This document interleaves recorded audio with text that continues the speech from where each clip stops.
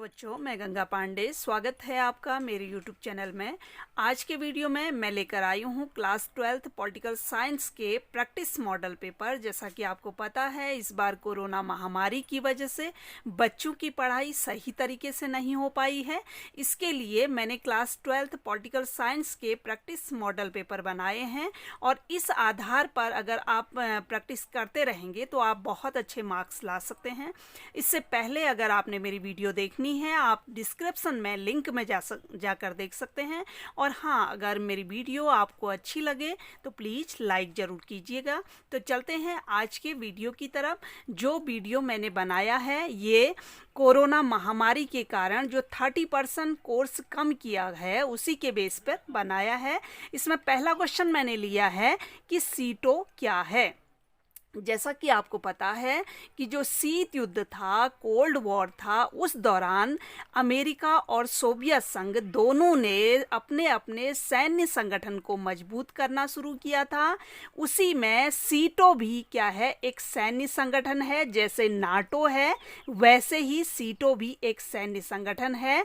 सीटो का full form है दक्षिण पूर्वी एशिया संधि संगठन और इसकी स्थापना हुई थी 1954 यानी 1954 में।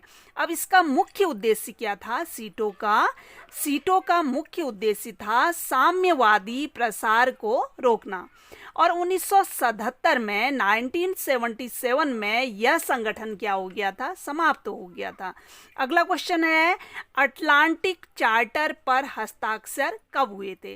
तो ये अटलांटिक चार्टर क्या है? अटलांटिक चार्टर संयुक्त राष्ट्र संघ की स्थापना की दिशा में उठाया गया पहला कदम है, जिसमें अगस्त 1941 में 1941 में अमेरिकी राष्ट्रपति रूजवेल्ट और ब्रिटेन के प्रधानमंत्री चर्चिल द्वारा अटलांटिक चार्टर पर क्या किए गए थे? हस्ताक्षर किए थे। आपको पता है संयुक्त राष्ट्र संघ की स्थापना का मुख्य उद्देश्य था कि विश्व में शांति और सुरक्षा स्थापित हो। तो उसके लिए उठाया गया अटलांटिक चार्टर क्या था? पहला कदम था। अगला क्वेश्चन है, राज्य पुनर्गठन अधिनियम किस वर्ष पारित हुआ? तो राज्य पुनर्गठन अधिनियम से पहले मैं आपको बताऊं कि राज्य पुनर्गठन आयोग बना 1953 में। उसके बाद राज्य पुनर्गठन अधिनियम बना 1956 में और इस अधिनियम के आधार पर 14 राज्य और 6 केंद्र शासित प्रदेश बने। ये क्वेश्चन बहुत पूछा जाता है। अगला क्वेश्चन है, 1945 में जापान के किन शहरों पर परमाणु बम गिराए गए? तो 1945 में जापान के हिरोशिमा और नागासाकी में परमाणु बम गिराए और हिरोशिमा में 6 अगस्त 1945 को बम गिराया और इसका गुप्त नाम रखा गया था लिटिल बॉय। और नागासाकी में 9 अगस्त 1945 को बम गिराया और इसका नाम रखा था फैट मैन। अगला क्वेश्चन है, समाजवादी गुट के देश कहे जाते हैं? तो क्या कहे जाते हैं? समाजवादी गुट के देश दूसरी दुनिया के देश कहे जाते हैं। अब ये दूसरी दुनिया क्या है? दूसरे विश्व युद्ध के बाद यानी शीत युद्ध के दौरान जो पूर्वी यूरोप के देश सोवियत संघ के नियंत्रण में आ गए थे, उसे दूसरी दुनिया के देश या पूर्वी खेमे के देश कहा जाता है।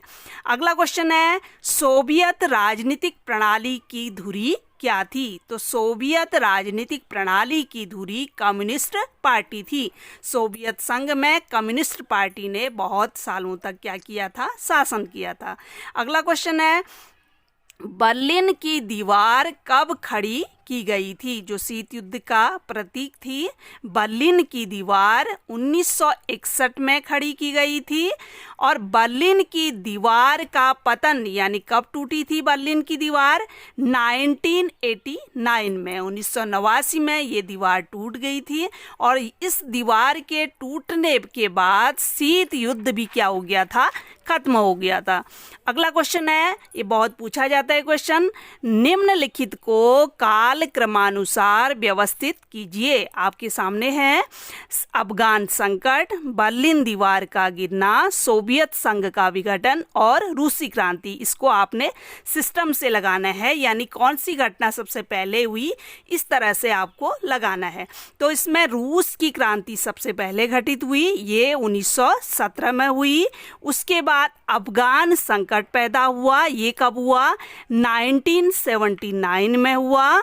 उसके बाद बर्लिन दीवार गिरी थी, ये कब गिरी, 1989 में।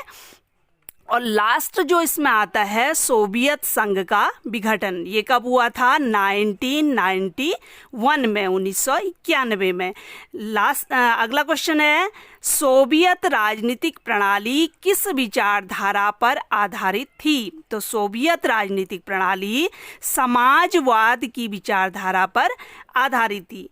अगला क्वेश्चन है, बर्लिन दीवार का गिरना किसके अंत का प्रतीक थी।